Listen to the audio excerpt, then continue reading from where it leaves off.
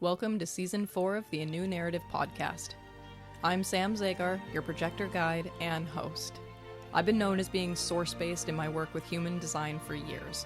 This season, we're going to be exploring source, but you might be surprised at what source I'm actually talking about and how it's been guiding my work. I hope you'll join me as I interview guests or do some solo processing on my adventure back to the source.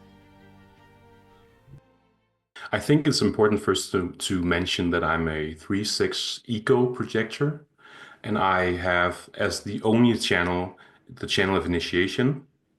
So a defined G center and a defined eco, and 7 undefined sensors. Um, then I am a 3/6 profile. I mentioned that already, and I have been trial and erroring my way through a lot of different kinds of astrology. And I have learned a lot about what works for me and what doesn't work. So I think that is a very important part of my design, definitely, because it says a lot about my approach to astrology. Because I've been there, I've done all of these things, and I know what works for me and what doesn't. But also, I feel like I have Uh, I have I have learned how arrogant I was before I started to learn astrology and how arrogant I was when I first learned to do astrology in a certain way from my first teacher.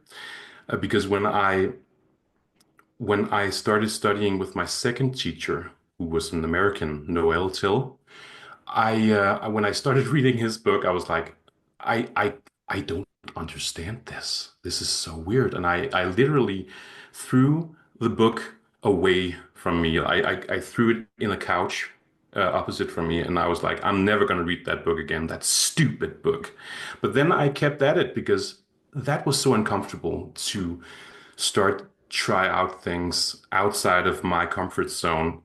But I'm so glad I did because that kind of became my thing that I started to just go through a lot of different kinds of astrology and test them out. And now I feel like one of my the most important things for me is to, I don't want to say battle ignorance in astrology or arrogance or whatever, but I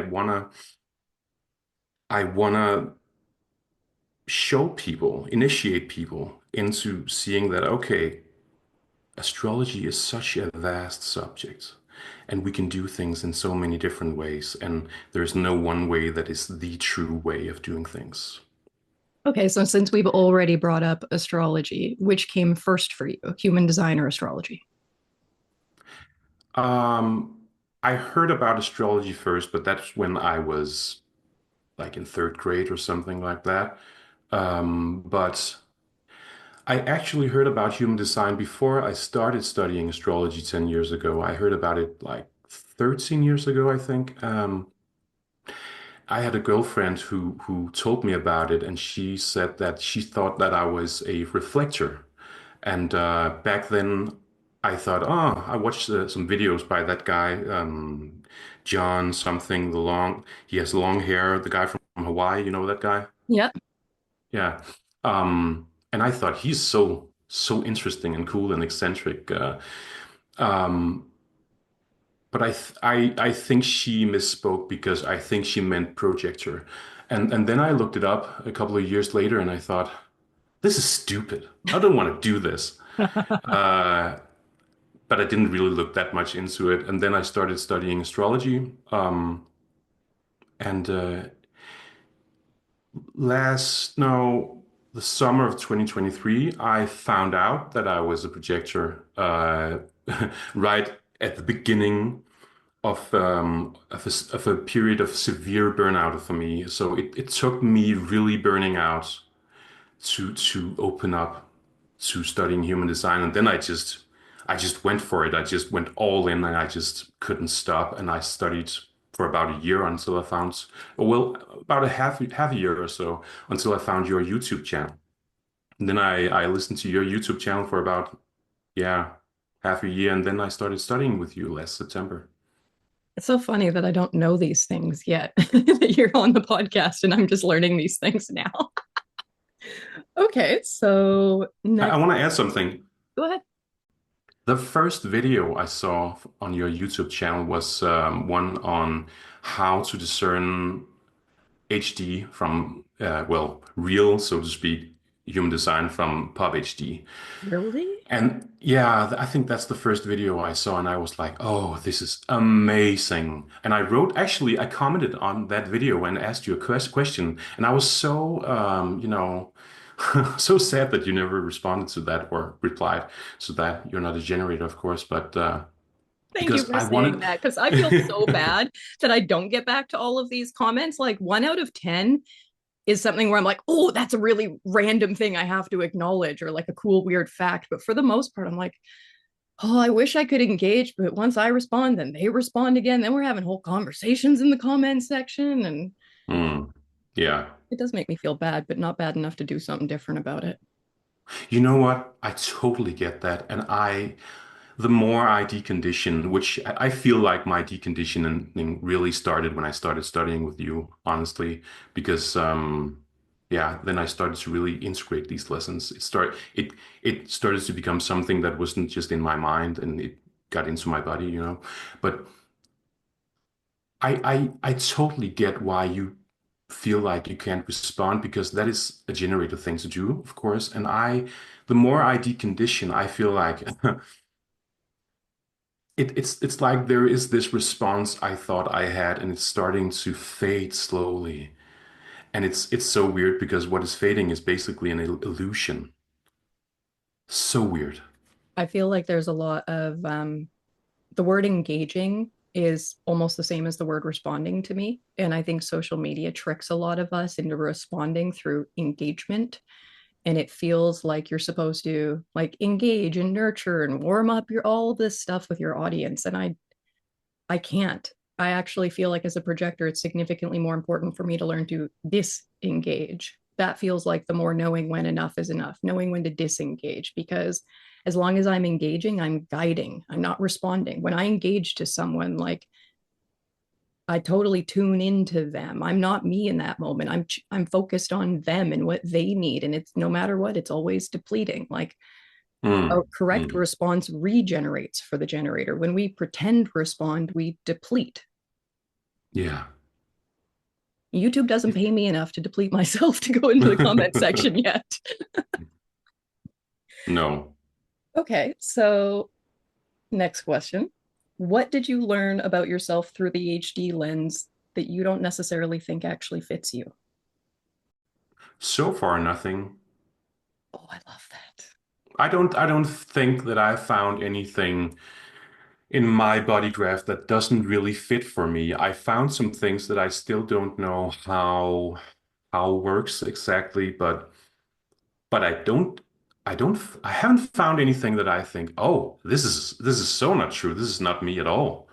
And I don't think I would be able to practice human design if I felt like that. I certainly wouldn't be able to practice astrology if I felt like that with astrology. So I need to feel like, okay, this stuff, this system, it really works, you know.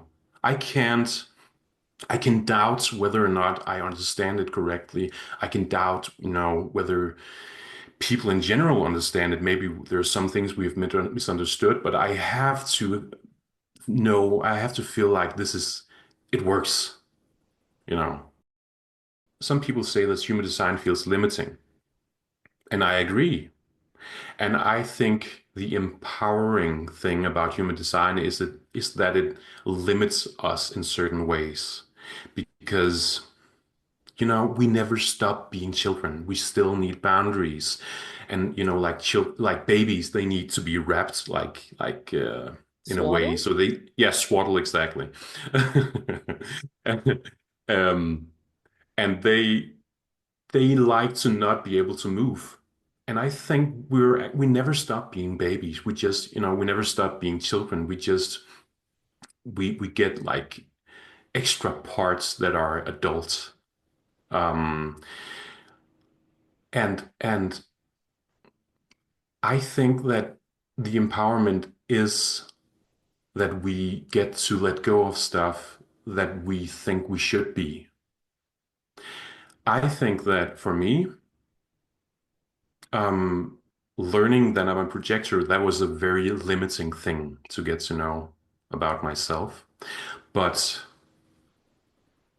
huh, and at first I felt kind of restricted because of that. But now I feel more, well, now I know what to do. Now I know what I can put my energy into. Now I know what direction I'm headed. And this is, this is G-center, defined G-center and defined ego talk because I've always felt like, in astrology, I'm a very cardinal person. And in human design, I know what way I want to go. I want ego to go in that direction, G center. But I also have a lot of sensitivity both in my horoscope and seven undefined centers in my body graph. So I have always felt like, the cards are stacked against me because I can't do things the way other people are doing them. And that has really created so much bitterness in me. But knowing that, oh, you are that sensitive and you don't have a lot of energy and you have to rest more and you have to wait for the invitation. Wow, my life is starting to get way more simple. And I remember you telling me that you should make your life as simple as possible because, consecutive appetite, like you also have. Um, that's something that really stuck with me when you said that. And so this really helps me make my life more simple. Um, yeah. Okay, so the flip side of this then, are there anything, is there anything that you've heard in human design that you would consider to be a disempowering concept? No, there's no thing in human design that I feel are disempowering now. I felt like that for about a year or so, but I think that's part of the deconditioning because it's been very hard for me to come to terms with the fact that I'm not a generator. And it still can be at times. I've only been deconditioning for about a year or so, maybe less than that. Um, no, I don't think there are any disempowering things about it now, but in the beginning, for sure. Yeah. Okay, so you would be considered a motorized ego projector. Not energy projector is a funny thing to say because we're considered the non-energy type, but we both have an ego, we both have a motor. Sometimes I prefer when it's called a powered projector. I like that one, or Mm, just a motorized mm. projector. Okay, so there's a phrase that is my government uses it for alcohol advertising actually, and it's in all of our commercials, and it's know your limit, play within it, or maybe it's for the lottery or something like that, but it's some type of like addictive habit kind of advertisement. Yeah. Know your limit, play within it. So when we were talking about the limitation actually is empowering. I love the limitation because it tells me where to stop wasting my energy. It says, this is the arena you perform best in. Why would you want to go into the arena that you don't perform well at all in? Like when you play within your category, you play very, very well to what you are. Um, so the know your limit, play within it as a third line, which you are also a third line. I love following source material or what I believe to be source material. And I also love testing it, hardlining it, seeing if it actually will work. I will do an experiment the opposite way just to see how bad it hurts because I consider that to be beneficial information to my experiment. So, are there things where it feels like there's a rule for your mechanics, but you're pushing it, you're testing it, you're playing with it?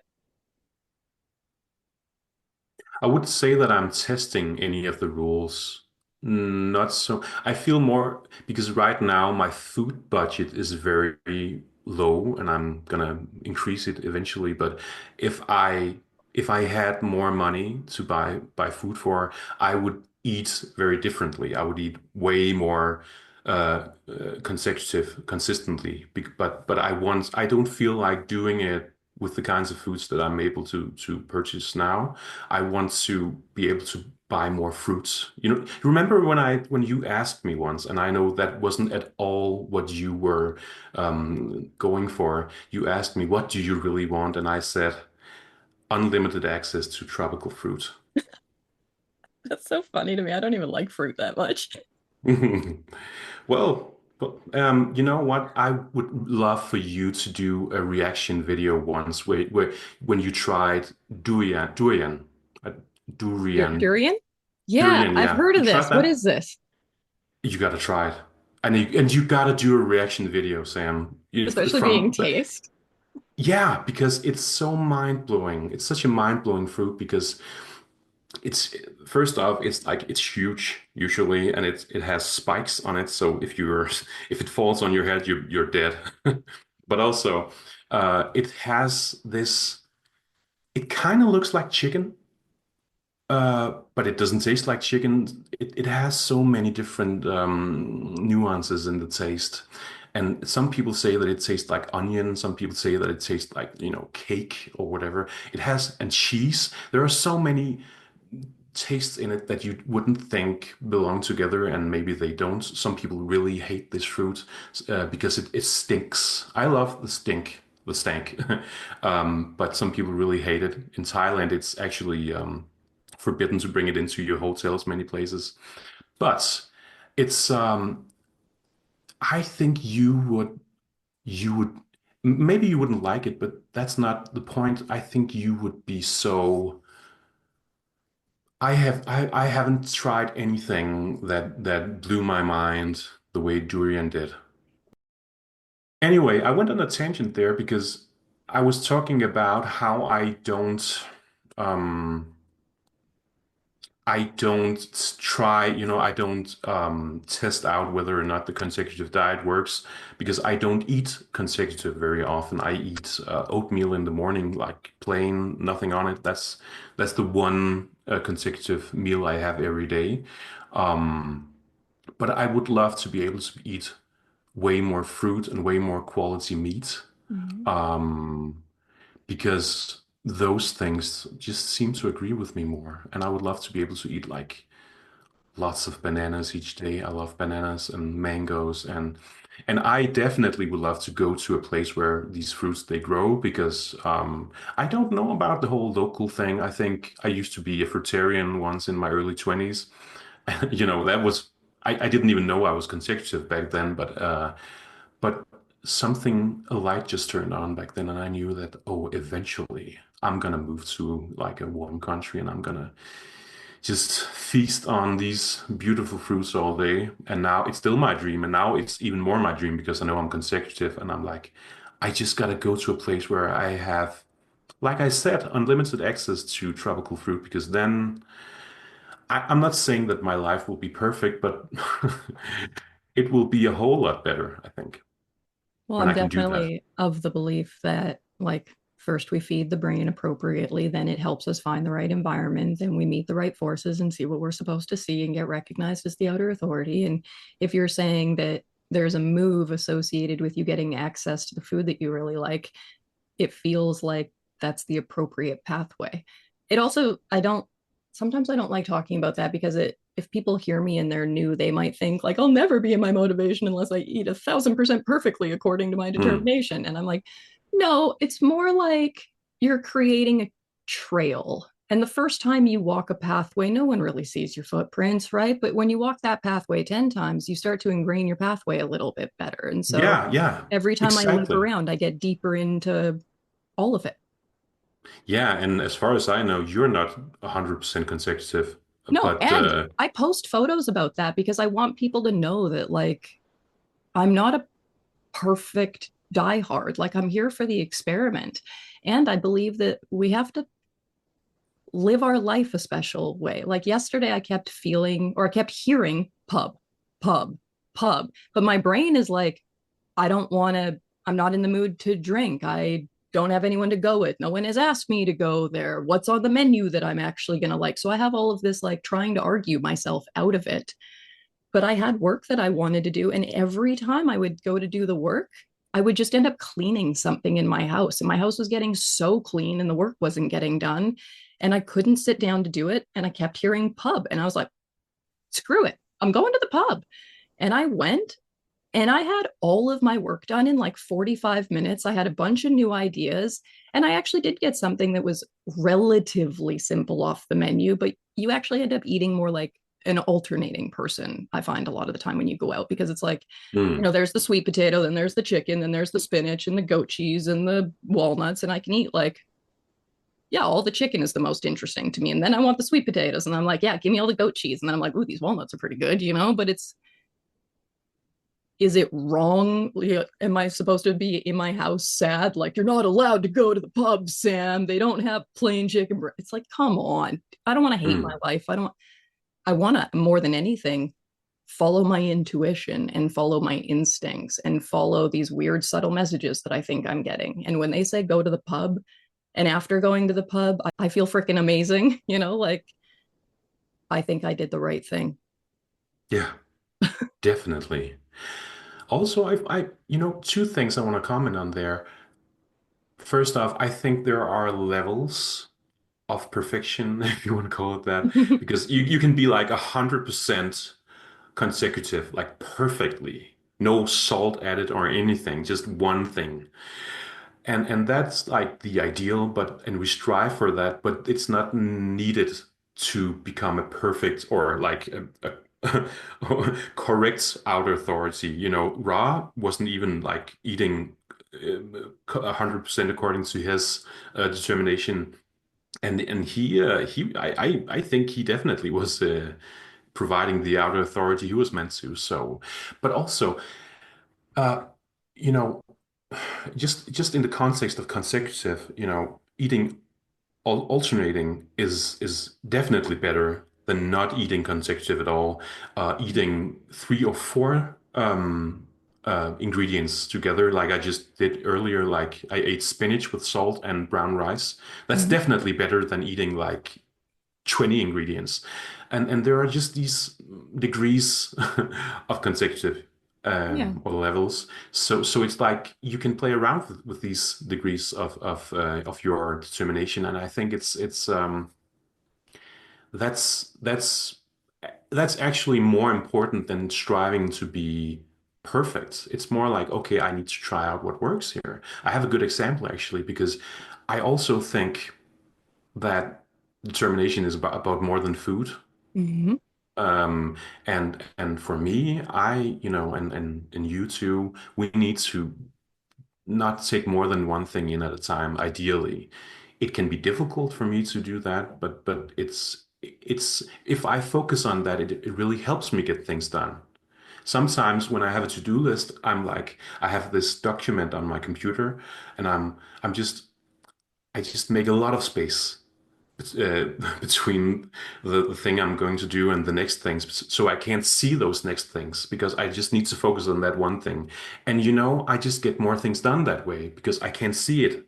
I can only focus on that one thing, Wait, you this is know? interesting because there are so many lessons that we can have that I feel like a variation of the lesson will apply to different mechanics. I'm like, I could be talking to someone with a root center problem about this. I could be talking to an MG about this. Like, are they rushing ahead and are they skipping through steps? Are they just trying to get too many things Mm. done at once? Are they messing up their variable? Like, are they hyper focusing on something? Channel concentration could be a problem here.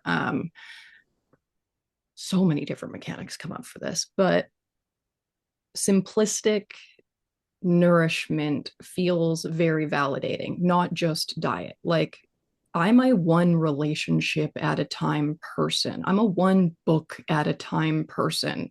If I have a show on, I binge it, complete it, and then I move on to the next one. Like, that is how I move through all of my stuff. And it's not that I'm one thing forever, it's that I'm one thing until I'm done it. And then I'm a different thing until I'm done it. And then I'm a different thing Mm. until I'm done it. And being a third line, I might even go back to this thing eventually and probably a couple of times. And then I'll focus on it until I'm done it. Yeah, actually, like I'm a solo person. I like one-to-one relationships. I like to only focus on one thing at a time. And the thing that makes me feel like I have ADHD really bad is if I try and multitask. Like, let's say I put on bacon in the frying pan and I know it's 10 minutes until I need to come and flip it. So then I also go put on some laundry. And then I also go do this. And then, God forbid, I jump in the shower and I forgot that that bacon only needed 10 minutes and now it's all burning. When I try and do too much at once, it doesn't go well. Well, that's why I set alarms. If I I hear the if I alarm, had but if I don't react to it, it doesn't work. no, well, yeah, that's a good point. I have another example I just want to bring in here because I Yeah. have a friend who also went to the it's Sarah from the courses. I think it's okay I mention her name. Um, I just bought myself a sauna blanket, infrared sauna blanket, and it's been a game changer for me because I can be very tense in my body. And when I get home from work and I jump into that and lay there for like 20, 30 minutes, I'm just relaxed. It's amazing. But I told her about it, and she's hot thirst.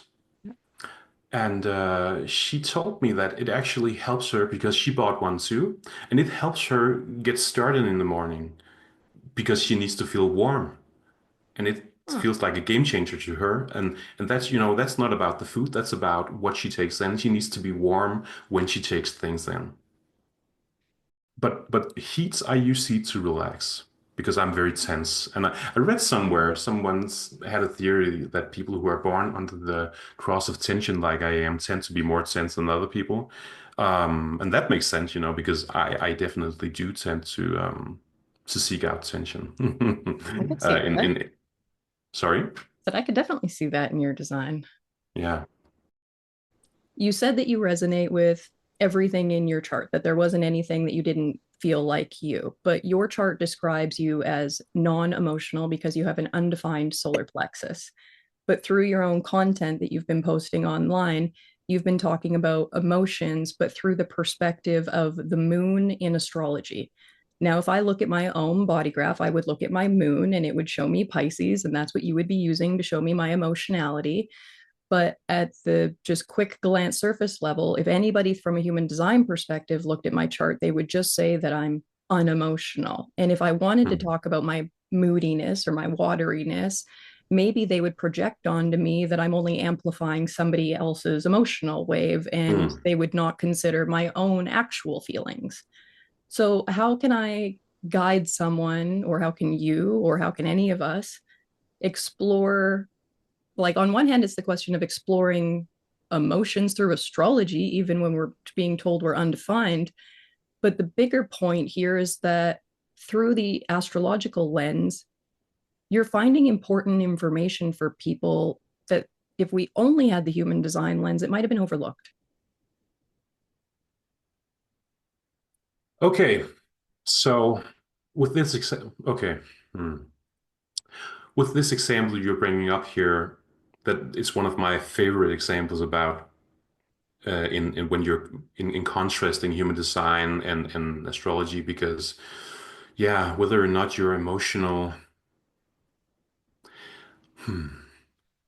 So human design, the body graph, and astrology, the horoscope, they show different parts of reality. They exist on different layers of reality. And they show different things. The solar plexus doesn't necessarily show anything about your personality, but the horoscope does. So you might have an aura that amplifies emotions, but you might have a personality that is very emotional.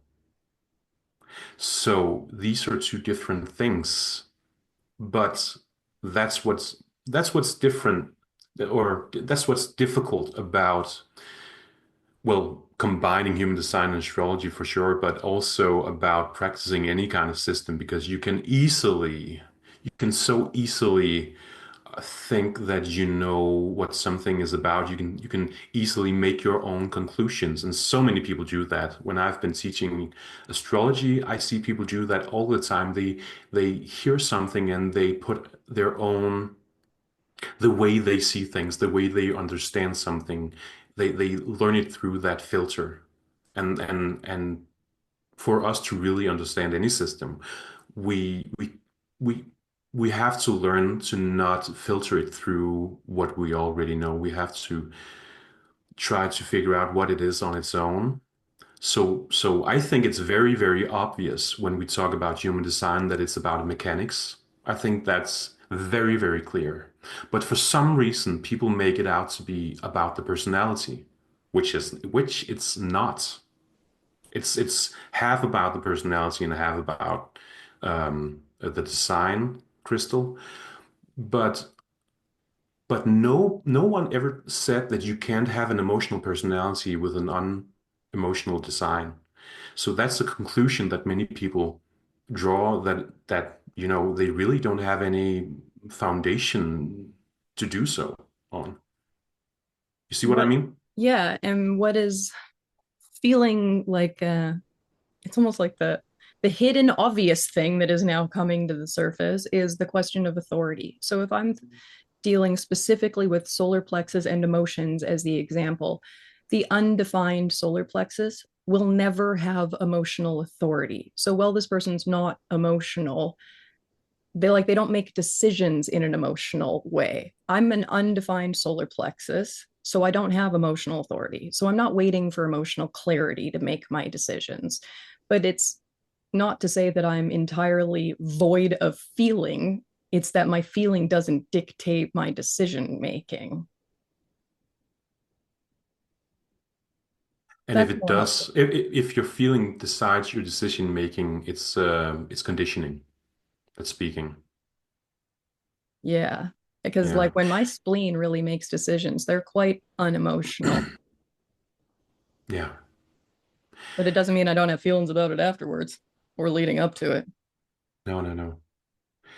The way I practice astrology, you could call it evolutionary astrology, but it's not really the same thing as someone like Jeffrey Wolf Green or Stephen Forrest. They practice to astrologers who practice evolutionary astrology. But people would probably call it evolutionary astrology.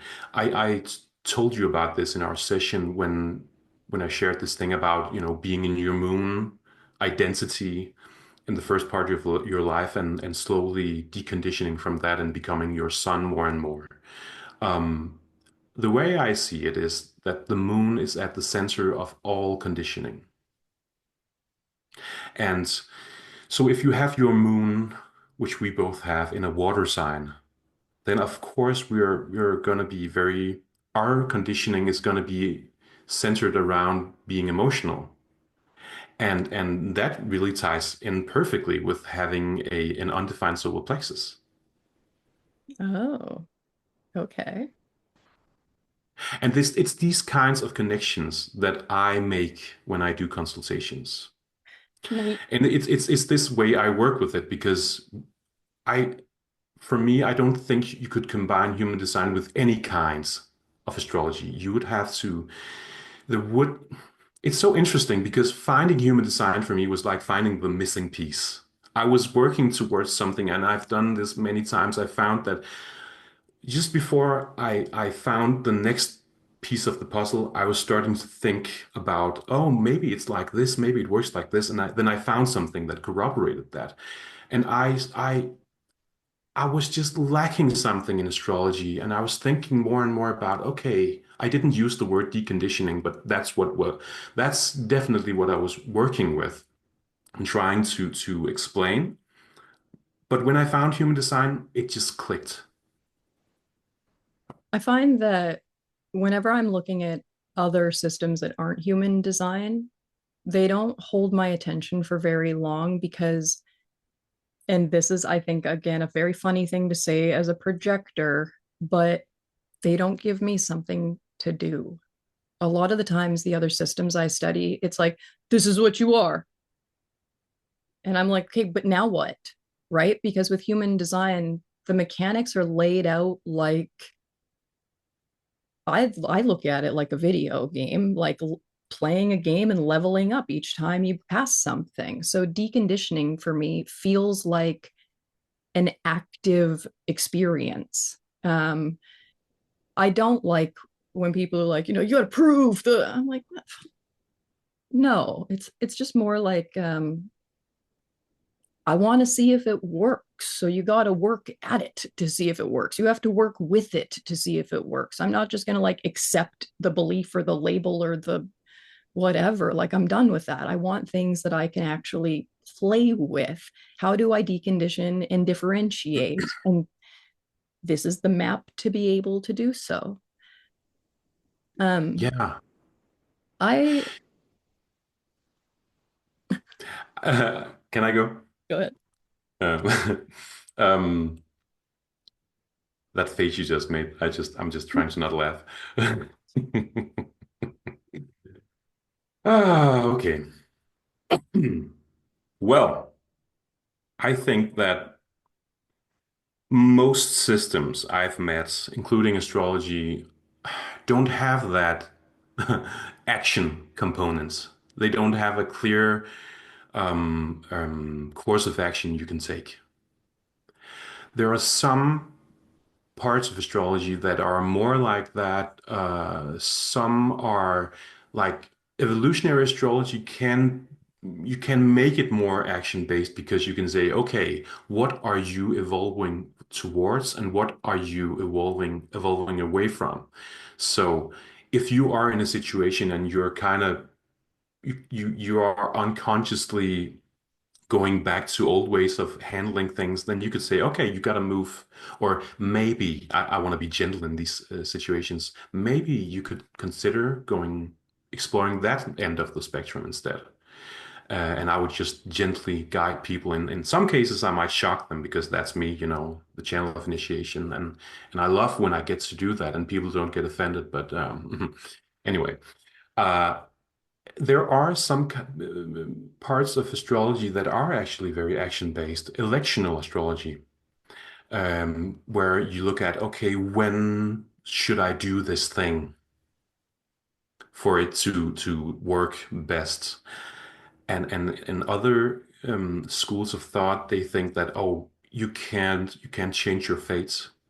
You have to just accept this thing, and it's more like stoicism based. Uh, But generally speaking, astrology is way more focused on fate or destiny, while human design is more focused on free will, I think. And I think there are many really good things about that. But I also believe in karma, and I believe that we have gone through some things in previous lives that we have to go through in this life. I believe our fate is the decision are the decisions we made in a previous life, and then we get some cards, we are dealt some cards in this life that we have to deal with. So I think some people in human design tend to be way too focused on free will, way too focused on that because there are things that we have to deal with. And when I look at transits and progressions and so on, all of these prognosis tools in astrology, and I see how people's lives play out, you know, sometimes they just have some things coming that they need to deal with. We can't just be 100% masters of our own reality. I don't believe that because that's the ego and not like the ego center. I'm not talking about that. That's like the not self, you might call it, that's talking there. I would call it the not self in the context of human design. So I don't think that we only have free will. I think that's the not self trying to take control over something that the soul or the personality crystal or whatever, if those two are the same, actually decided for us. I think it decided for us to go through a certain experience so we could grow, and we don't just grow through getting all of the stuff that feel good, that we want to do. Oh, I just want to live this life in paradise. I just want to, get all the things I want and just live like that for an eternity. I don't think there's any growth in that. We definitely grow through pain and overcoming obstacles. I do think that many people, and that's what human design teaches us, that many people go through way too much pain and can't seem to overcome their obstacles. Uh, and human design teaches us that okay, you don't have to suffer that much. Okay, when you said fate the first time, I wrote down fate versus free will. And as soon as I wrote free will, you said free will. And I was like, yes, we're on the same pathway here. I've listened to a podcast a lot over the last couple of weeks. It's the NDE podcast, Near Death Experience. So part of the reason that I was listening to this is it was in the related category to the telepathy tapes. And it got my attention because they're fairly concise episodes. People tell their personal stories and they have a near death experience and they cross over in some way for a brief period of time before coming back. So let's say I've listened to 50 of these stories at this point. There are certain synchronicities across almost all of the stories. And then there are occasionally times where you're like, well, that's a bit of a new detail. So is the story real? Is this something different that happened? Whatever. But there are a few things that I hear that like they make me emotional, they resonate, they mean something differently, something sinks in, I integrate something. One of the things that somebody said in an episode was we do have free will, but we've been manipulated into using it for the wrong purposes. So what we Yes. think is the greatest form of freedom is actually the greatest trap. And I think that this is very much like a fate versus free will is a bit of a nurture versus nature conversation for me. It's not one or the other, it's little bits of both and in varying ways. So I see fate as like, this is the path you have in front of you. But I see free will as like, are you going to go forward? Are you going to pause? Are you going to back up? Are you going to jump off the path? Like, here's the direction for you, but it's kind of up to you how you move along it, what you do with it, and certain things like that. So I see, like, I consciously, from my perspective now, I don't remember choosing for my mother to get pregnant the day she got pregnant with me, right? Maybe greater me chose that. Maybe something else chose that for me, but that's the path I got put on. Now, um, I don't think that we are masters of reality, but I do think that we get to become masters of reactivity. And that for me was the difference between the fate and the free will. Like the reality is kind of the fate, but the free will is the reactivity. How I respond to a situation is within some of my power and some of my control. And I can do good and I can do bad. I think that if I choose to do bad, I'm an intelligent, capable person who probably knows that I'm choosing to do bad. And I think that I should have a different energetic outcome for that than the person who chooses to do good. That feels more fair to me, right? Like it's, if you do better, I think you should get better.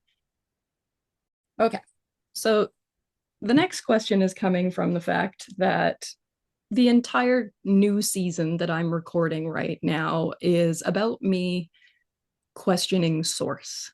Now, the word of questioning source is not just like, what's the human design source? Like, source has a lot of different meanings.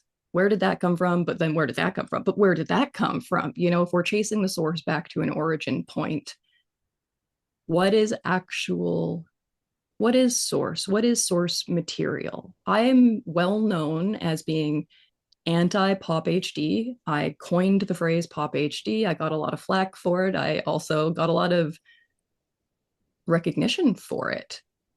I personally don't care what kind of human design people do, but I care that they know what they're learning or where it came from or if it was original or somebody else developed it. Like, play with what you want to play with, but know what you're playing with is something that I care a little bit more about. And so for myself, also, third line, sometimes I don't know what I'm playing with. Sometimes I get information and it feels very true. Other times it's like, which is why I asked the question, you know, what feels true in your body graph? Does anything not feel true? Okay. I believe that people resonate a lot with the surface level of the body graph, like a lot, a lot. And also, people seem to resonate a ton with variable. They might resonate more with variable than they do with the surface level of the body graph. Variable is something that Raw developed way down the road. Like it's not original source based human design. So my questions are like for myself, for my students, for my audience. Very loud. What is source? What is true? What resonates for you? And at what point are you like, I don't know. I don't know if I can trust that. I don't know if I can believe that. I think that might be garbage. So I already asked you this once and you gave me an answer. But what are the parts of human design where you heard it and you thought, Raw's off his rocker? This is not accurate. This is innovated. This is overly developed. Was there anything that he came out with where you thought, I'm not buying this part? Well, I might contradict myself here, but I think everything he ever said. But what I mean by that is Ra really, he had so much fire in his chart, in his horoscope. I don't think I've ever seen anyone who has that much fire. And that much fire with the channel of initiation and being a pure individual. I think that's what contributes to him exaggerating so much. He exaggerates so much when he explains things. And that generally helps people understand things. But saying, for instance, that projectors are not here to get to know themselves is obviously wrong. Of course, we're here to get to know ourselves because we learn about our own body graph. Projectors are not here to work. Of course, we are. We're not. But what does work mean? I totally get what he says, and I definitely resonate with those two statements. But I also think I'm sometimes I'm like, did Ra really think that it was true to this extent? Because I don't think it is, but I think maybe his the way he exaggerates is how he was meant to convey the system. But so that's one thing. That's one thing. That's just a general thing about how he explained things. But I do think one thing that comes to mind that we already talked about is the whole Bardot thing. That thing really scares the shit out of me. I also think it's bullshit. I might think it's bullshit because it scares me. I want to be completely transparent there. But I really, oh, I'm glad you asked this question because I really want to bring this. I want to, okay. So, in my perspective, what I believe in, it's very close to what the Theosophists believed in. And, you know, modern Western spirituality, New Age and so on, is basically based on theosophy. So I think there's a lot of good stuff to get there if you're into, spirituality in the West. But they they believed that reincarnation is an evolution and that goes from you basically start out as a mineral and then you evolve eventually into the plant kingdom, you would call it. You evolve from the mineral kingdom to the plant kingdom to the animal kingdom to the human kingdom and beyond. Eventually you're going to be able to master everything that's human once you've done enough incarnations, and then you'll be like an angel or an enlightened master that can, manifest him or herself. In any place, any time, and eventually you're going to grow into something even bigger than that. I believe that we go through this evolution.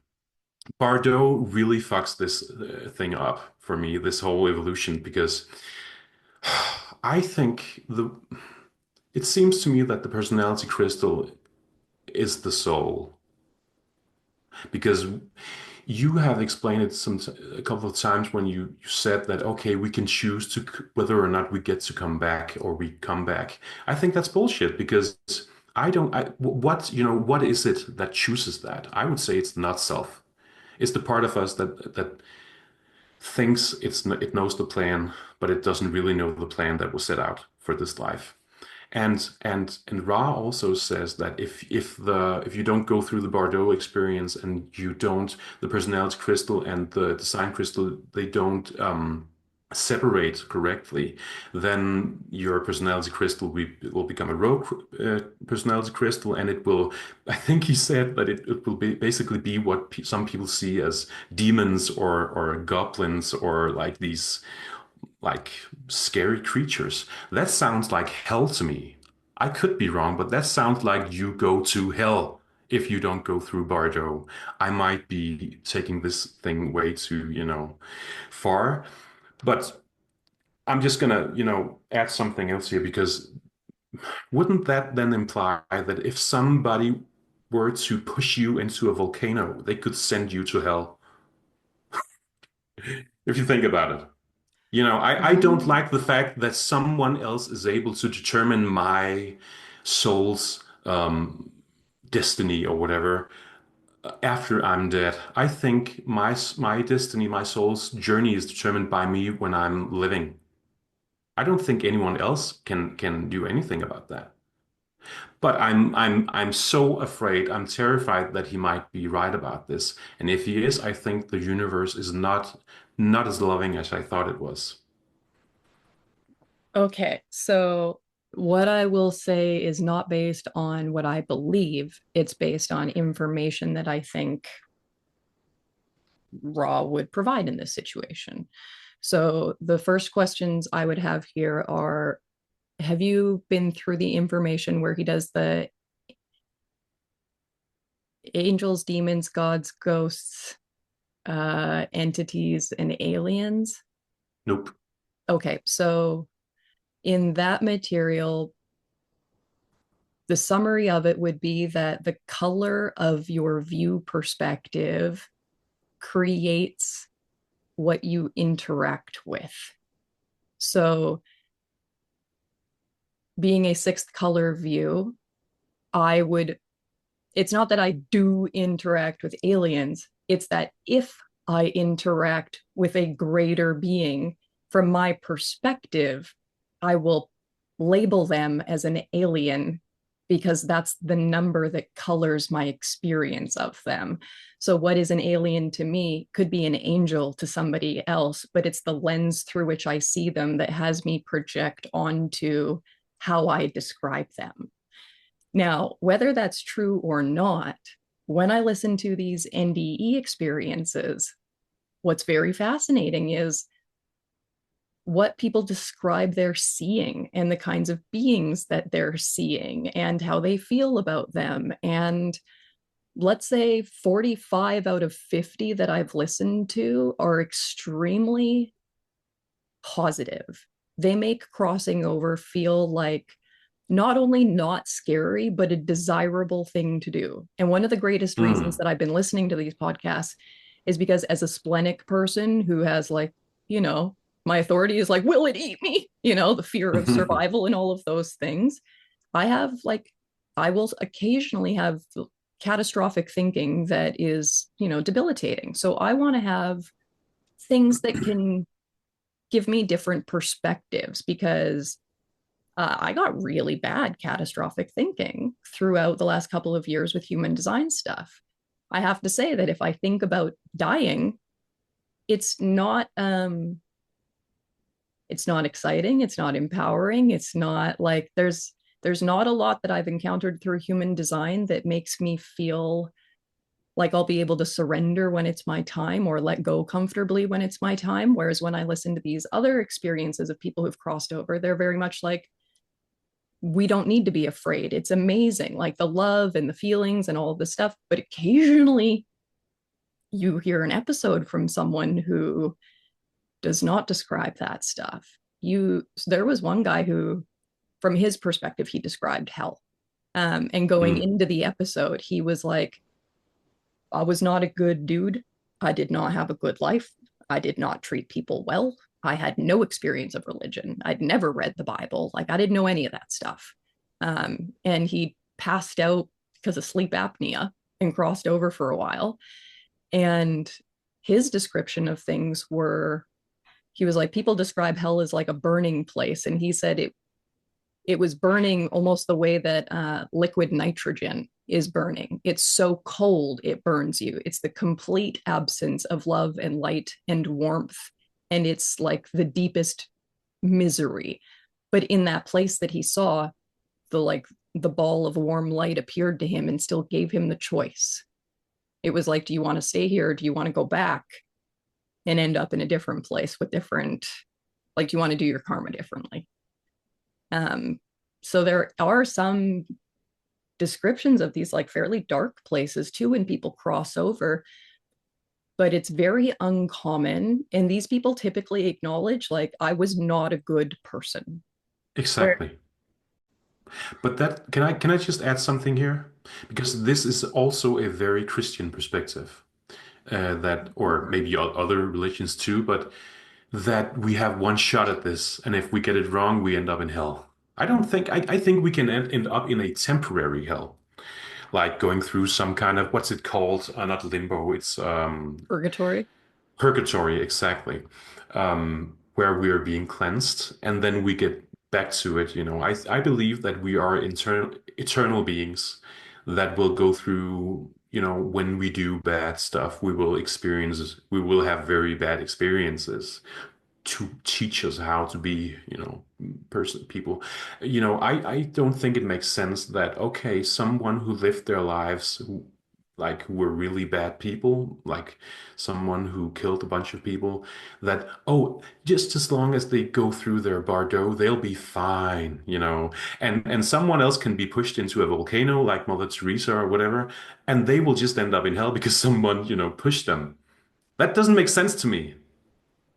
I mean, even trying to conceptualize what the next places are is so hard because, like, I consistently remind myself, and I'm sure some Bible teacher taught me this when I was like 12 or whatever, but it was like, if we accept that our human brain will never be able to conceptualize the infinite possibilities of the universe, we'll be able to relax a little bit. If you think that you're going to be able to conceptualize all of it, you're basically going to go crazy.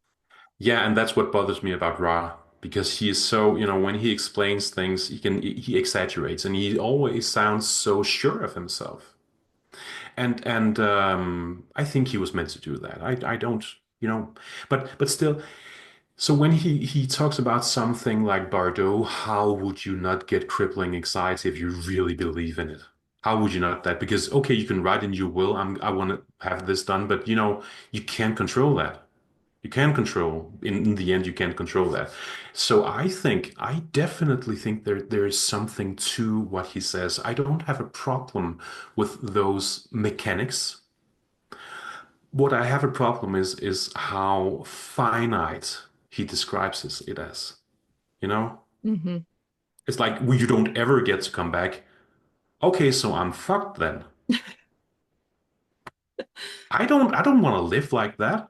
I don't want to live like, okay, okay, so when I die, I have to die someplace that is like, 3 days journey away from any human being, and I have to be in a box where no bear can come and eat me, and like, so no one can come and interrupt my Bordeaux process. There might be something to this process, but I don't think, in that case, I don't believe that the soul will forever be stuck on Earth, scaring the shit out of people who can see demons. I do That doesn't make believe sense. That's so illogical to me. the idea that we separate the design and personality crystals separate, that does feel accurate for me.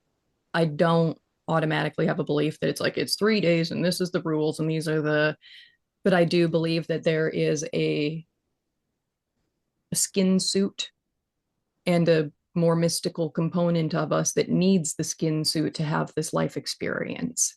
I think that we separate from the thing, and the more mystical component part of us is the thing that will reincarnate. And I do believe that the meat suit, like a banana peel, needs to go into the garden and be composted so that form Yeah. can return to form. This points out one of the bigger differences between human design and astrology, because astrology is looking at the personality side, whereas human design is looking at both sides. So human design is giving you a more, let's say, complex deconditioning assignment because you have basically double the amount of activations through the human design body graph. Do you think that there's a difference when it comes to deconditioning the body versus deconditioning the personality? in terms of significance, like if you had to focus on one, do you think you should prioritize one, or do they have to go hand in hand? Or That's a really good question. I think deconditioning the personality will definitely affect the deconditioning of the body. I have experimented with looking at my own chart, my own design chart. I have Leo rising in that chart. That's interesting. Some people have actually asked me in the past if I have some Leo in me, but I think that was just when I started studying astrology. I was so manic all the time back then. Um, so maybe I came off as some kind of grandiose Leo figure. I don't know. But I think it would be interesting to look into that, but I don't think that I think we can definitely decondition in the body from the personality, but I think human design is way more effective at deconditioning the body. now, So I don't think I haven't really deconditioned my body that much with astrology, but I have definitely done it. But human design has made it much easier for me. so Way more effective. the calculation for the design side of the body graph is the personality astrological map minus 88 days. So you take your personality in the scar in the can't talk. Take your personality in the stars, go back 88 days. That's your design. Now, the information is still astrological in nature, but not programming the personality. When we talked about my emotionality, it came from gate 63, which is Pisces, but that is also my design Earth. Is there any acknowledgement of Pisces in that position, or do we not acknowledge astrology in the design side? Well, I've heard of one astrologer who was also into human design, who played around with looking at the design chart and looking at especially, like life events through that chart. And he said that, oh, this works so much better. I don't know if that's true because I don't think the guy is really good at astrology. So, there you have to really know your stuff if you're gonna do those kinds of experiments though, because that's really advanced. And I hear, so many people talk about how, oh, my chart, my horoscope is just way better if I use the like sidereal chart or if I used like this thing called a draconic chart or whatever. And I have had many of those conversations with people on Reddit like years ago, and I eventually I always figure out that okay, they just don't know astrology well enough. Yeah. Yeah. Okay, so that actually brings me back to something I wanted to say for one of our previous questions. When we were talking about like Raw, he's very intense, he exaggerates, he's kind of a diehard, like this is the way, this is the rule ultimately.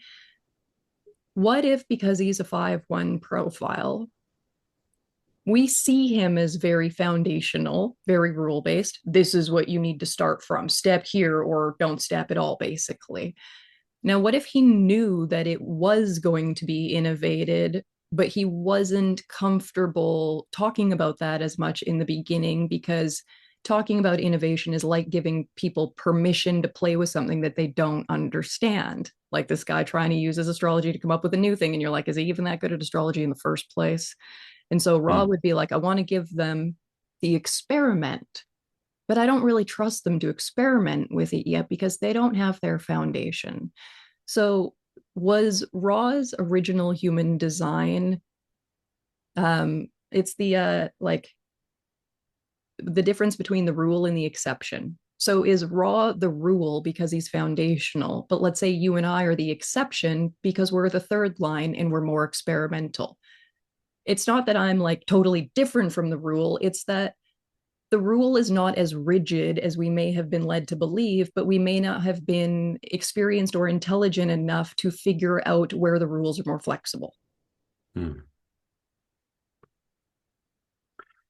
There's this concept in theosophy, they call it thought forms, and thought forms, like real forms in the material world, like they form when people think.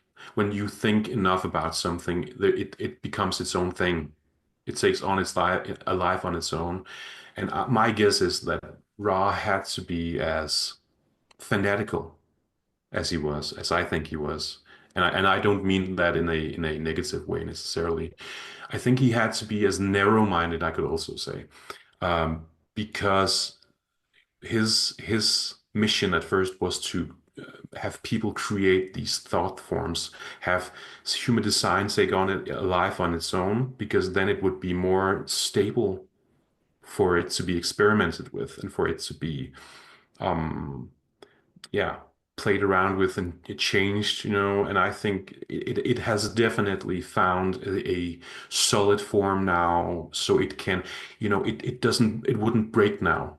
I Hmm. think we have definitely established, and by we I say humanity, collectively, those of us who are into human design have established human design as a system or a something that we know what is, and we know what the source is and what the foundation is, and that makes it more it makes it possible for us to experiment with changing it without the original source breaking or getting somehow, distorted.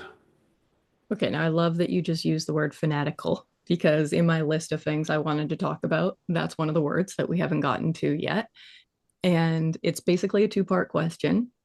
But one is I loved, like you said, you'll say things and they'll shock people and they're true still, but also like it was like a delicious, uncomfortable truth, right? Because I asked you to come on this podcast and I wanted to talk about a couple of things. And you hit me with like being a little bit surprised because you saw me as a little bit, you were what, maybe surprised I was going in this direction or had these questions or wanted to because you saw me previously as sometimes being a little bit fanatical. Yeah, and So sometimes a lot. sometimes a lot. Okay, even better. So, what Hmm. are the times when I have presented as being fanatical? And then the second part of the question is where do you either realize that's not true about me or I'm not that way or I'm becoming less that way? Like, where do you see the evolution happening? Okay, so you maybe you have to remind me of the second part because I'm gonna start with the first one. Mm-hmm. Uh, I have seen you be fanatical when you describe Bordeaux Mm-hmm. because you have described as it feels so weird to just say this. I know you don't mind. You actually like me saying this Mm-hmm. as directly as I do now, but I just don't want to come off as a jerk to the listeners. I'm asking for it. Yeah, good. Thank you. I think sometimes when you have, or every single time you have described Bardot, it's been like, this is the truth. And I have written this in my will, and you have, every single time you've talked about that, I've been like, shut up, Sam. I don't want to hear this thing. It really bums me out, and I don't think you're even right about this. And I've been like, ah, I kind of just wanted to, buy a bunch of books about cosmology and just stuff them down your throat for you to just like, sorry if I'm being too graphical Love about it. this, but because I was like, Sam, could you just open your mind just a little bit? Because this is way too narrow-minded. And this is such a Sagittarius thing to do, by the way. It's like, I am so excited by this thing and I want to preach this thing. And oh, now I'm going to go over to this new thing. And I forgot about this thing I was just preaching and I'm going to preach this thing. And oh, I love Sagittarius people because you are definitely the ones we need to find the light in the dark. Definitely. But and it's I'm a Capricorn, so of course I want things to be very serious all the time. But when some Sagittarian who has only learned about something, one system or one cosmology thing, they talk about it, I'm like, you gotta be fucking kidding me. So that's one thing. And when sometimes when you've talked about, and I don't get me wrong, because I liked when I also like these perspectives, but sometimes you've been like, oh, maybe like love languages or an attachment patterns, maybe those things could just be completely destroyed by human design because And I get why you would say that, by the way, because you and you didn't say this, but I'm just adding this part because human design is just like the superior system. And I think there's some, I think human design is definitely an advanced system. And I think because so many people are not able to follow it yet, so I definitely think there's something to that. But I still don't like when people are like, my system is better than everyone else's. And I've kind of got that from you sometimes. Well, which You is so have funny you because I'm you such have a you have you hypocrite. have yeah, yeah. You have really triggered me many times, Sam, but that's been good for me because you've actually given me a lot to work with. Because, when I get triggered, I know, okay, this is about me. Even though I think Sam is annoying sometimes, uh, this is still about me. So you have taught me a lot by just being triggering. I love when people are willing to have like a devil's advocate conversation with me because I don't I don't necessarily believe what I talk about. And that was one of the big questions that is actually on my whiteboard of like throwing spaghetti at the wall of realizing this was going to be a new podcast season. One of the first things I wrote was, do I have to believe it to teach it? Because when I started questioning things, I went, oh no, what if this is about to destroy my entire career? If I lose my foundation in this, I don't have this. This is everything that I do. But I'm not willing to do something that goes against what I believe. Like, that's not I can't speak with conviction and integrity. And it doesn't work that way. And so I had to talk to my clients a lot about like what actually feels true for you, what feels helpful, what feels supportive, what resonates to you. I don't want to tell my clients what they are. I have huge aversions myself to being told what I am. Like, I don't get a lot of readings. I don't like to talk to people about other systems or me or things because I don't like when people try and convince me of things. I really hate it. Um, I really went through quite a big, like, what's about to happen here? And then like I would get into a session with someone and figure out what resonated to them about their design. And those felt like the most important things for me to focus on with that person. I didn't want to do anything that felt like trying to convince them of things. Like, and I started to be very open about like, how much does this resonate for people? Like, I'm extremely good at reading a body graph. It doesn't mean it's accurate. That's the thing. Like, I'm really good at reading the book of human design in front of me and saying it to people. It doesn't make it right about the person I'm reading for. I'm just really good at interpreting the map and delivering the information. If you want to be taught source based human design, I can read your body graph according to source based human design. But that doesn't mean that I believe that's how you should live your life, right? Like, it's you invited me to tell you about this, so I'm going to tell you about this. And then what you choose to go and do with that is up to you. If you invited me to talk about human design, it's because you like the way that I talk about it. Like, I can guide a sacral and I don't live my life according to sacral principles. So again, like, I don't necessarily have to believe it to teach it to someone else. It doesn't have to be something I'm good at for me to teach somebody else about it. So I had to separate, like, okay, I'm very good at what would some people, I think they're terming it like Jovianism human design. Let's call it Jovianism because it's like Raw's primary way of talking about human design. I'm good at that. But also, I wanted to be more open about things. It was funny when you're talking about Sagittarius, like, I'll grab a thing and it's like, I just learned about it yesterday and I'm so excited to talk about it with no other opinions or contrasting ideas. But I'm aware that because I'm a 6 line profile and because I have innocence motivation, learning about anything that has to do with being a 6, so detached, witness, observer, aloof, role model, up here seeing everything, but not necessarily getting involved in everything. It was time for me to see more things. And that became very like obvious to me. I'd seen a lot before I got into human design. When I found human design, I was like, this is the best system. It trumps all of the other ones. It's got way more answers than any of the other ones. But again, I'm not just a diehard. I'm not a worshiper. I'm not a guru enthusiast. Like, I'm here to experiment. I'm here to play, but I want to play with the best foundation. So I took source-based human design as the best foundation, but I think it has limitations. And so when I hit the limitations, I'm open to seeing more things and having other people guide me through more awarenesses. And part of why I asked you for this was channel of initiation. And I also, the way that this worked out for us was freaking hilarious to me because I asked you to be on my podcast months ago. And you were like, nope, this month in the future. But who knew that the timing that you picked was when I was going to need you to kick off the beginning of the next season of the next episode? I know who knew. I knew. You didn't know. I knew. Individuals know. Okay, so do you see me as slightly less fanatical now? Definitely. Yeah, definitely. That's the second part you asked me about. After having that conversation on voice notes on Instagram the day you were sick, Mm-hmm. that really helped me. I think it was that one, or I think we've had a couple. Um, that really made me go, oh, yeah, okay. Okay. And I feel like I also had to go through getting triggered by all of those things because I tend to get triggered by my teachers. And I think that's just part of, I love learning, but I also love to get really deep into stuff and really grapple with what the system is about. I need to understand not how it's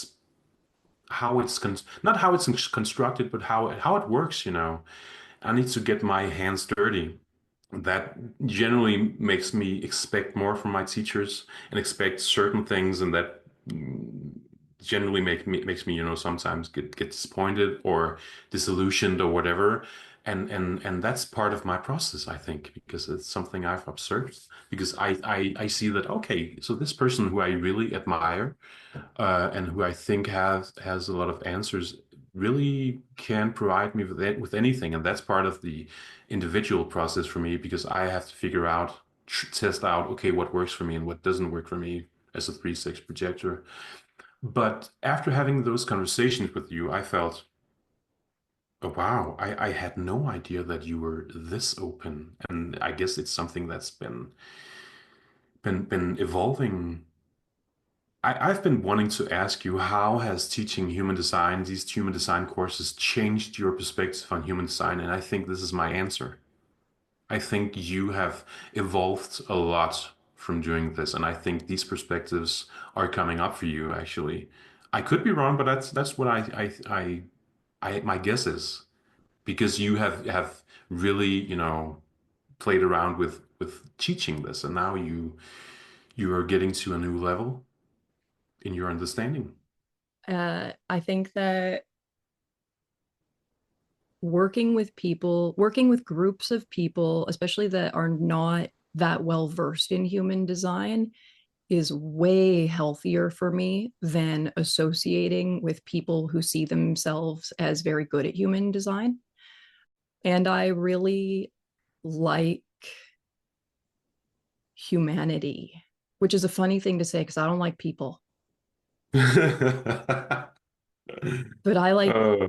the humanity in people. And being a third line, like I'm Oh, that's I'm so here funny. for the fail. I'm here for the wipeout. I'm here for the crash, right? Like there's and well, I absolutely want my success and I believe that there is material compensation available for me and I can comfortably say like I'm comfortable. Like I'm not wanting for things. I have a very lovely life that I get to enjoy, but I'm not financially motivated. I'm innocently motivated. Like, and truly, actually, like, I want to do what feels good. I want to do what feels good for me. If it doesn't feel good, I don't care about the money. Like, I'm not going to show up for work if work doesn't feel good. So, I want to live a life that actually feels good. So, when I teach, it doesn't come from the place of like, I need to make this much money to prove that I'm a good projector. I need to launch my business course to prove that I'm like that doesn't interest me. what actually interests me is like the deep conversations, the emotional breakdowns, the recalibrating, the deep, like when you take someone from a place of like they're failing and then they're not failing, that feels good. Like that feels really fucking good. Um, Yeah. I like when people get somewhere in their life and they do have a little bit of me to thank for it. Like that feels like my recognition. That feels like my success. Like I feel like I am a person of value. Yeah. And you can only do that through dialogue. You can't just use the system. That's, I think, I'm just touching upon on something that you spoke about earlier, because the whole thing about, do I believe in this system? Well, that's not important. That's not as important as, do I know how to use this system as a tool to help people? Because that's what it's all about. It's about helping people. It's about helping ourselves and helping other people. That's what it's all about. And I think, and I do this too, I think so many people forget about this sometimes. And they get too focused on the tool. It's like, okay, I've got this really good hammer and it's like it has all of these functions. Yeah, but I only need to, hit a nail on its head.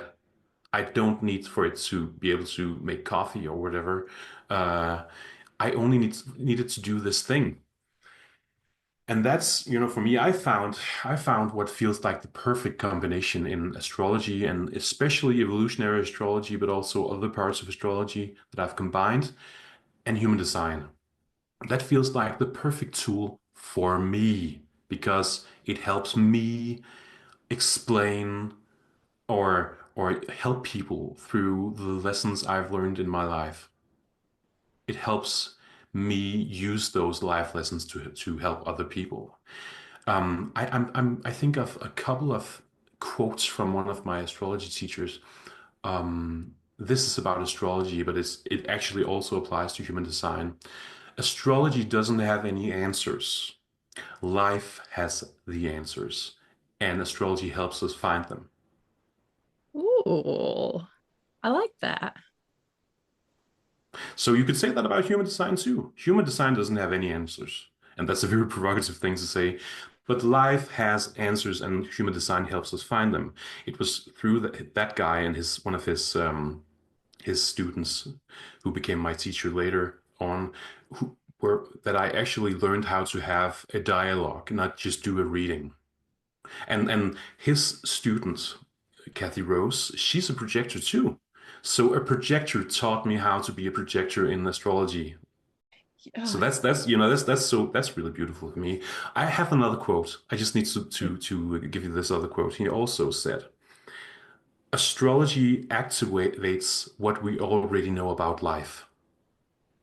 This also applies to human design. Human design activates what we already know about life. You know a bunch of stuff about health, and you also know about amino acids, and you know about all of this health stuff that I don't know anything about. So of course, human design activates that in you and allows you to use that to help people. It doesn't activate that in me because I don't know anything about it. It activates some other stuff that I know. Ooh, I I like this about the like it doesn't give you the answer. It gives you the way to find it. Exactly. And I feel like you very succinctly just summarized why I just switched from teaching Welcome to Human Design to differentiated development. Like the whole sales page is like, it is not about teaching you the information, it's about applying it. So now I'm going from a class that was like, this is what consecutive is, right? Here's the answer. And now I'm going to a class that's like, what do you want to eat? Does that feel good? What happens if you do this one, right? Like it's more about asking all of the questions. It's like the mechanic gives me the parameters around the question, and then they have to play with it as themselves to discover the answer. I can't tell them, oh, you're consecutive, you should eat a lot of bananas. But I can say, oh, you're consecutive, is there anything that you're craving eating over and over and over again right now? And you're going to go, I could crush bananas. And I'm like, sounds like bananas are the answer then. But I'm not going to tell you to eat the bananas. Like, I'm much more interested in guiding through I don't know what happened to my voice there, guiding through the discovery process while still having some context for what the right answer is likely going to be. Yeah. Yeah, exactly. That's how I see it too. And it's sometimes it can be difficult for me to explain exactly what it is that I do because if I just say it, if I just say it exactly how it is, it might not come off as something that people would want. They have to experience it Which is because so it, interesting because you never told me what you do, but I asked you to have a session with me, which is a yeah, very good like recognition thing. Like it's almost better when we don't tell them what we do, when they just have a sense of like, hold on, I'm supposed to talk to you for some reason. It's like, if you feel that, trust that. I don't know what I'm supposed to tell you yet either, but when you're in the room or when you're in front of me, that's when we'll find out. But sometimes we just have to trust like where we're being pulled to without the answer. yeah, yeah, exactly. I didn't know what you were going to talk about in your courses. I just felt like I got to do this. Okay, Um, so but also I also felt like you didn't exactly you were kind of conflicted about what you wanted from me. You were being a little bit defensive actually. Like I don't, I because I eventually I felt that you opened up and you allowed me to guide you a little bit. That felt mhm, really good to me. That felt like such great recognition for me because I admire you so much. So I was like, oh, thank you for letting me, thank you for seeing that I can actually provide something for you here. And mhm, can I just, I know this might be a little bit tangential, but I just want to add something there that I didn't add in our reading or in our session. sure. You have a great water trine, it's called. You have like I remember you said, is this, why does it say horoscope monster? Oh yeah. Horoskopmønster, it means a horoscope pattern. So you have like a grand trine, which means you have like a triangle between your Jupiter in Cancer, your Moon in Pisces, and your both your Pluto and Mars in Scorpio. So there is like a circuit between these three. I want to call it a circuit. And this is one of those things where I actually started to think about it before I learned it from my teacher. I started to think that okay, so many people see Grand Trines as okay, this is such a beneficial thing to have in your chart. It just means that you're so good at the water element or the fire element or whatever. But I start to see it as okay, so without any tension, you just have the energy going like in this solid structure, and it doesn't really leave the structure. And I start to think maybe it's like a closed circuit. And then when I started to study with Noel Till, the guy who I got those amazing quotes from, he said that depending on the elements, grand trines are, in the case of water, it's a closed circuit of emotional self-sufficiency. So that can mean that you have some kind of defensiveness around, emotions, even though you have a very emotional personality. And I didn't mention that, but I when I felt that from you, I was like, oh yeah, I remember that. I don't think a lot about that particular like interpretation rule, but I just remembered it again and I thought, yeah, that makes such great sense in your case. Because I did feel like, okay, you wanted something from me, and I felt like I want to guide Sam because I think I can actually give her something, even though I'm nowhere near as far down the deconditioning path as you are. But I just felt like I want to give you something. I did feel like it took you a while to really get into, okay, what are we gonna do with this session? How are we gonna do this? And when we finally got there, I was like, oh, this is so amazing. This is so great. And as I told you, I wish all my clients were like you because you are so open about who you are. You don't play any games. Most of us play games in some way, but you really don't, I think. in many ways. This is validating on so many different levels because um the main reason that I asked you to have a session with me was because of honesty. So you have said a couple of direct things to me where I'm like, ooh, like I get I think that one of the first times it happened, we were in class, you asked a question, and at the end of the question, I was like, did I answer it? Or did I tell you what you need to know? And you're like, what I know now is that you don't know the answer. And I was like, motherfucker, that was fun.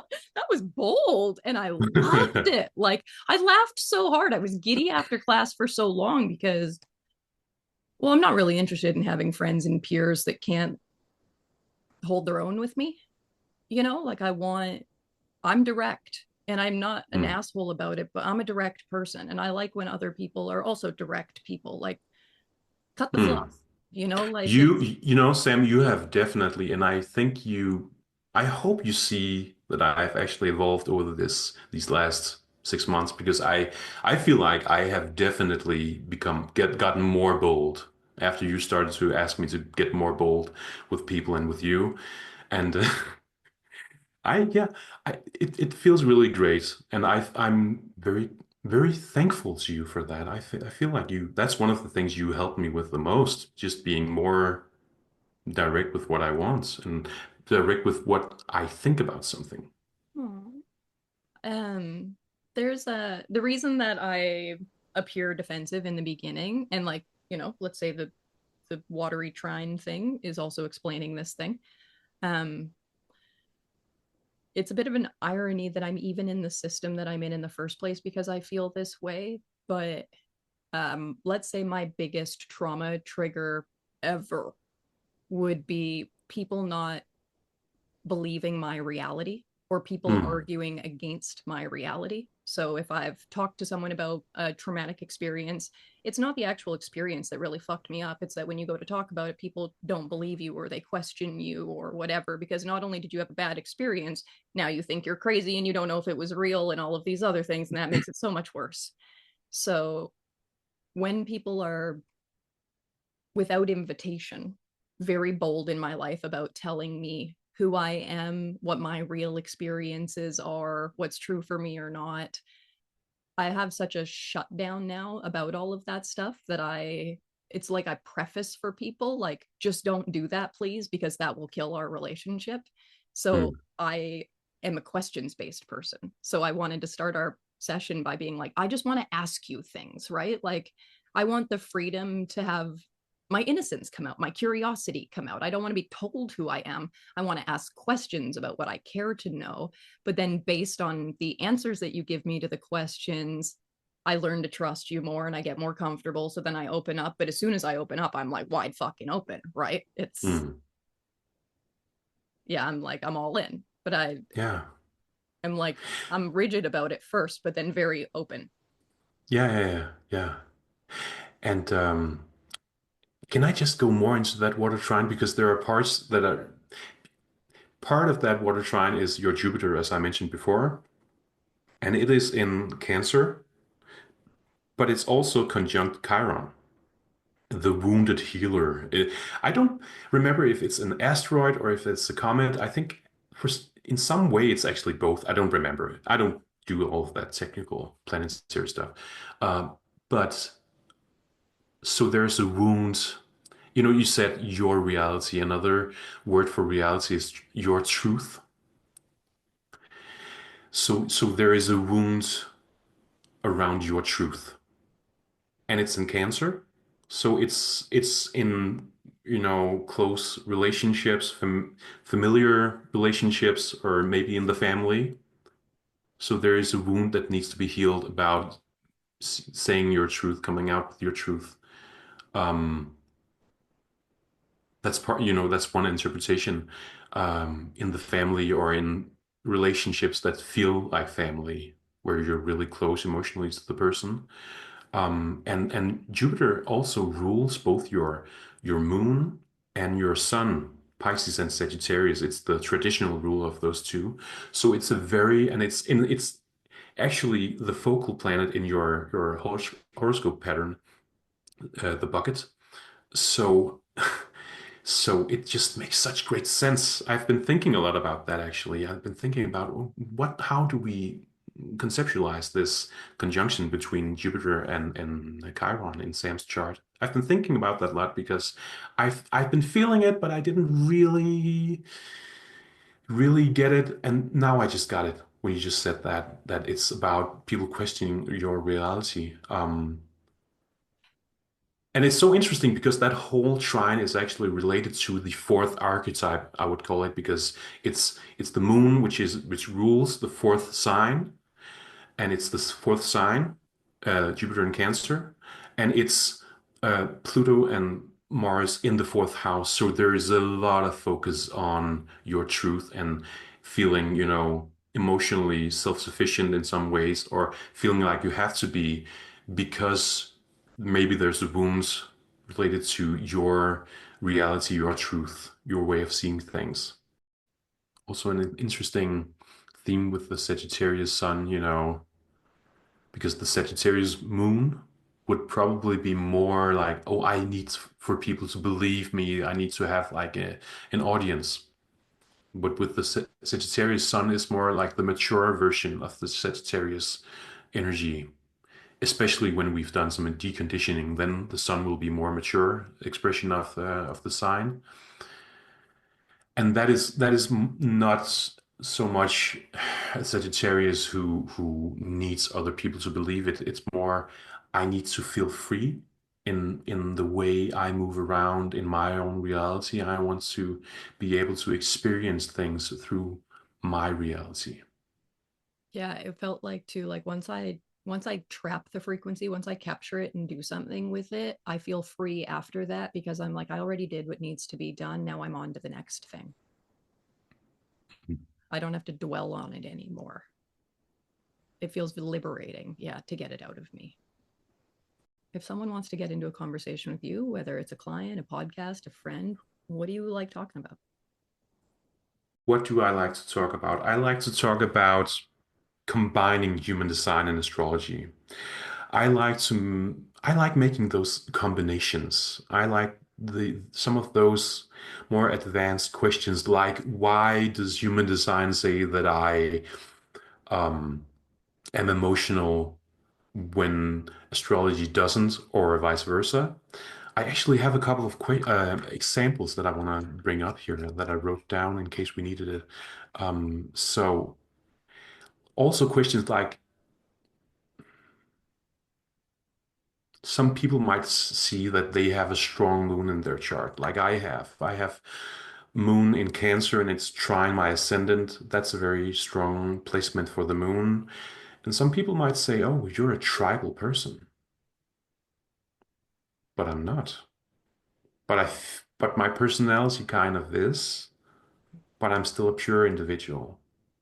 Mm.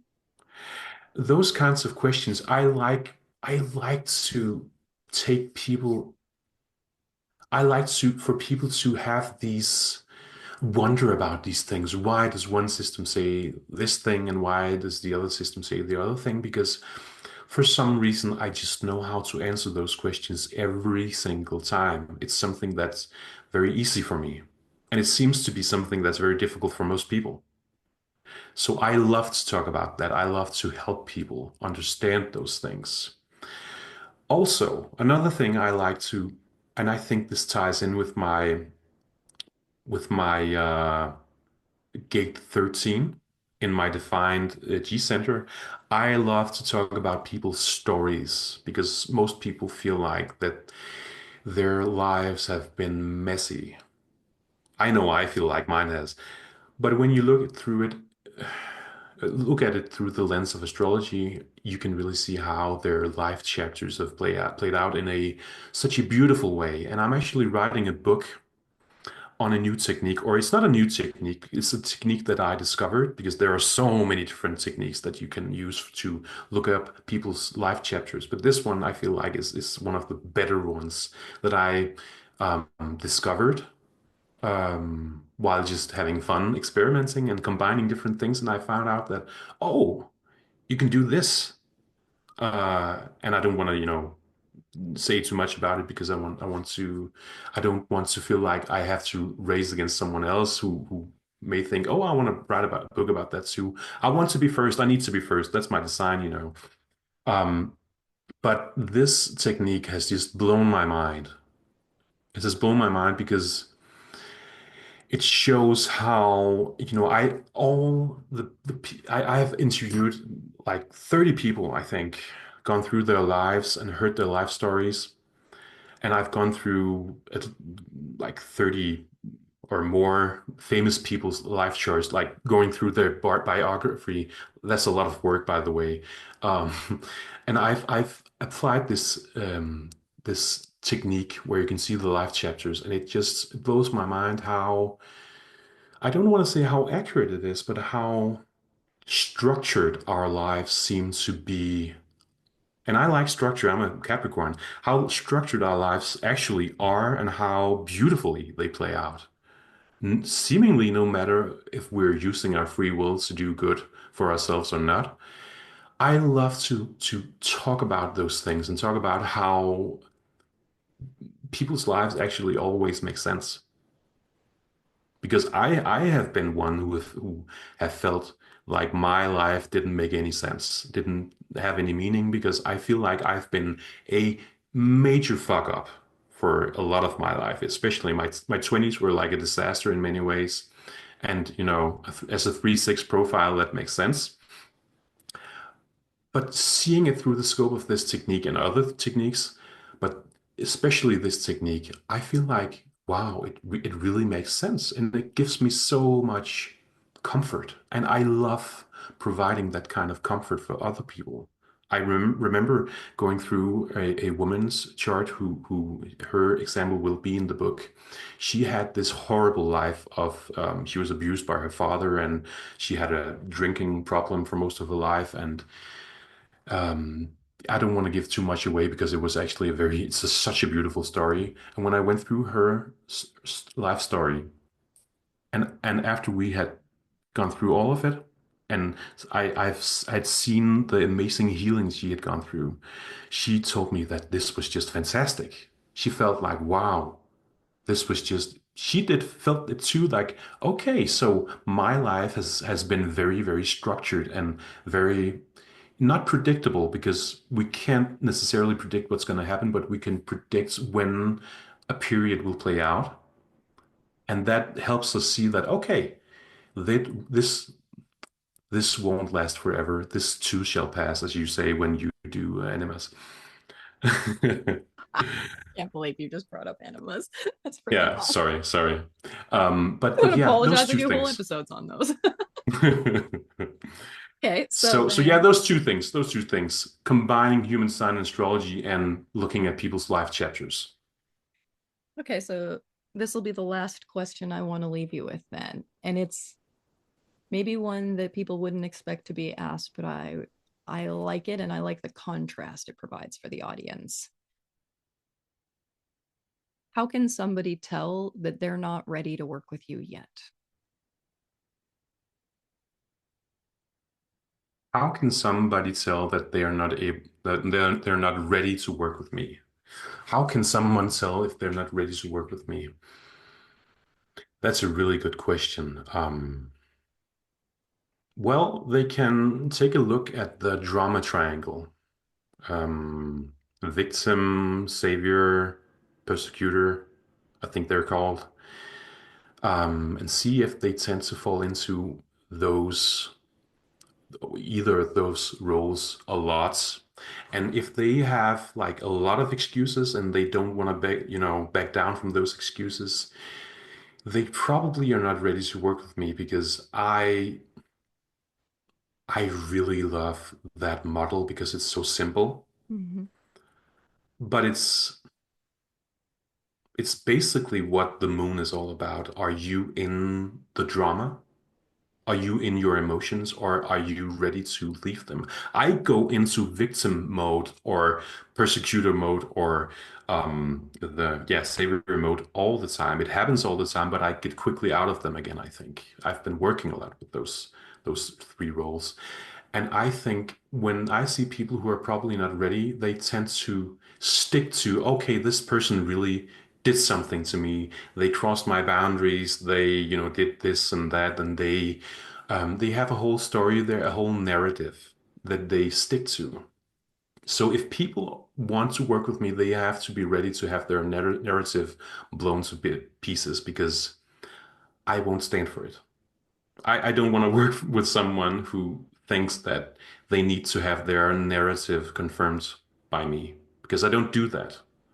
Well, whether you chose that word intentionally or not, there's probably no better place to end an episode of A New Narrative.